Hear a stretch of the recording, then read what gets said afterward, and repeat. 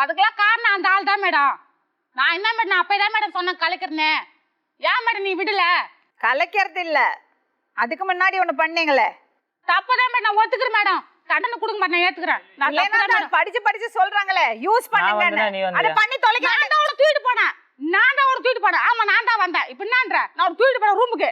நீ வரல மேடம், வரல மேடம். நான் தான் போனேன். குழந்தைய பெத்து அதை கலைக்கிறேன்னு சொல்லி அத போய் ஆசிரமத்துல கொண்டு வரதுக்கு பேச்சு மழி பேசினாலும் உண்மை வெளியே வந்துரும்.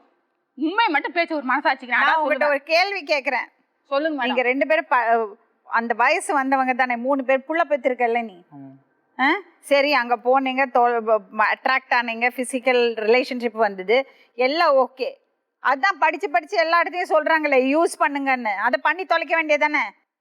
அதான் இந்த குழந்தை இப்படி கஷ்டப்படாது இல்ல. அதான் மேடம் தப்பு பண்றான் இவன். சொல்றான் மேடம் நான் இன்னும் யூத்து, நான் இன்னும் கல்யாணம் யார் வந்து பொண்ணுங்களை பார்த்தாலும் நான் கல்யாணம் பண்ண மாதிரி தான் இருப்பேன். நான் வந்து அதே பையன் நீ கிளவிடி, நீ கிளவி. இந்த கிளவி தெரியல மேடம் உனக்கு. நீ கிளவி.